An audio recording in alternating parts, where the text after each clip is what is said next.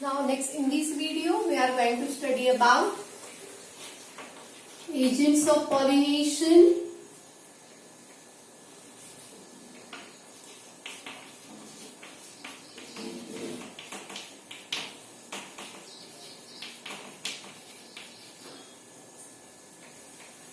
So how pollen grains are carried from one flower to another flower? Pollen grains are non-motile, isn't it? So different agencies of pollination are required. So agents of pollination are of two types. Abiotic agents of pollination and biotic agents of pollination. Abiotic agents means these are non-living things which helps in pollination. While biotic agents means these are living organisms like insects, like birds or bat. So biotic agents means non-living things and biotic agents means living organisms which helps in pollination. So first we will study about this abiotic agents, that means non-living things which helps in pollination. So first one is Anemophily. Anemone means wind. Anemone means what? Wind. Anemophily means pollination by wind.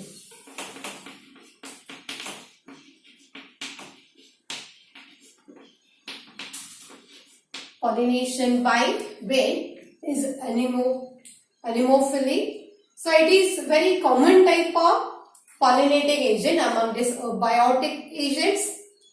So plants which shows anemophilous type of pollination are wheat, then rice, barley, jawar, bajra, palm. All such a plant shows anemophilous pollination. Okay. Then what are adaptations shown by plant to favor or to facilitate pollination by wind?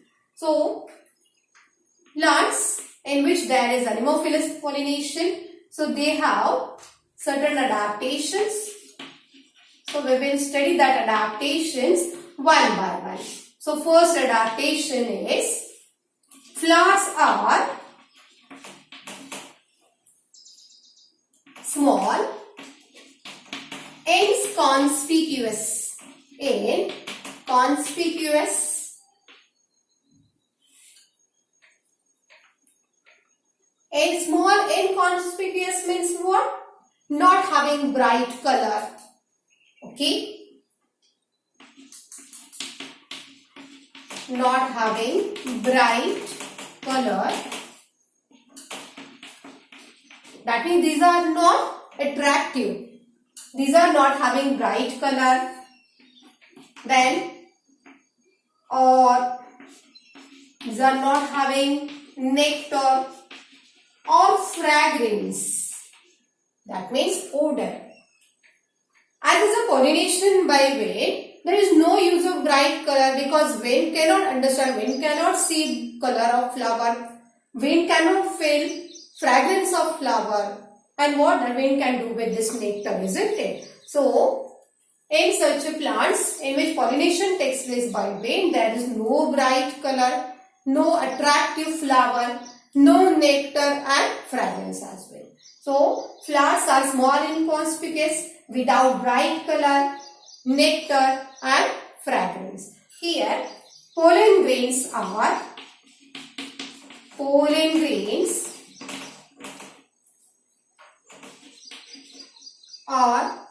light in weight, non-sticky. So why these are light in weight and non-sticky? So they can be easily carried by wind to long distances, and these are non-sticky, so they will not attach with body of insects or body of any other organism. So pollen grains are light in weight. These are non-sticky, so they can be carried to long distances. So that is why pollen grains are light in weight and non-sticky.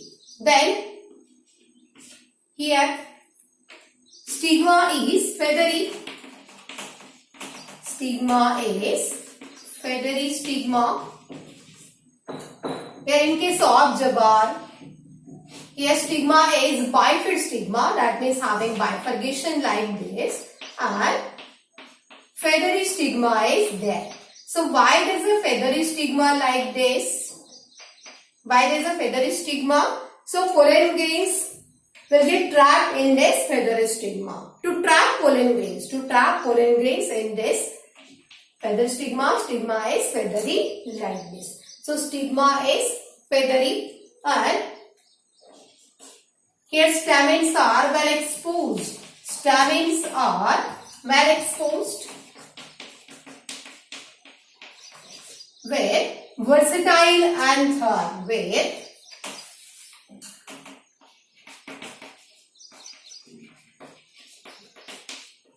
versatile anther. So stamen are well exposed means what? One diagram is given in your CBSE book. Here such a compact inflorescence is there, but all these stamens are exposed like this. So why these are exposed like this? So pollen grains can be easily carried by wind. So all these are stamens and having anthers like this. Anthers are versatile anther. Versatile anther means what? Here versatile anther means anther which is loosely attached to this filament. Anther which is loosely attached to such a filament, and it will swing along with breeze of air. It will swing like this along with breeze of air. So pollen grains can be carried easily by wind. So thus stamens are well exposed with versatile anther. Stamens are well exposed like this. Stamens are well exposed like this. Coming from this inflorescence. Inflorescence is compact, but stamens are well exposed. So here there will be anthers. So stamens are well exposed with versatile anther like this. So pollen grains can be easily carried by wind. And pollen grains are produced in very large number. Pollen grains are produced in large number. So why pollen grains are produced in large number? To compensate the loss of pollen grains. Because when pollen grains are carried by weight, pollen grains are carried in all directions. So there is wastage of large number of pollen grains. There is wastage of large number of pollen grains. To compensate that wastage of pollen grains are produced in very large number, so that few pollen grains or sufficient pollen grains will reach up to that particular plant and stigma. So that is why pollen grains are produced in large number.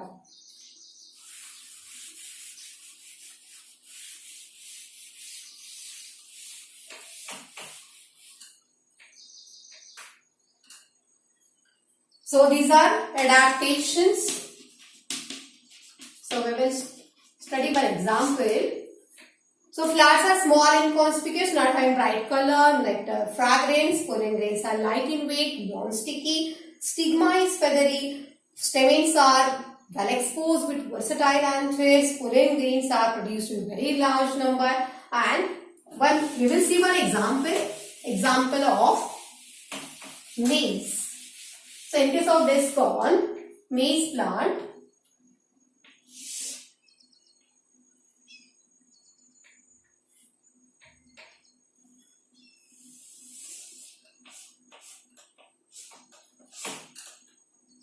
here there are still fruit in maize, isn't it?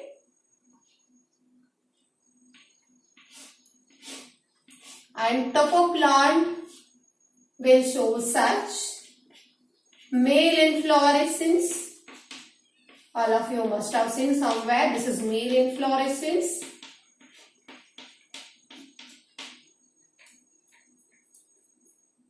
Here there are parallel leaves. Leaves with parallel venation. Simple leaf with parallel venation. And here there is female inflorescence.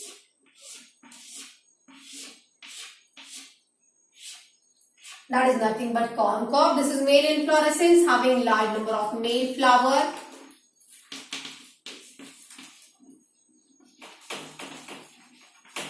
This is female inflorescence, concord. All of you must have seen concord. And this is female inflorescence actually having large number of female flower inside this. Okay, inside it there will be large number of female flower.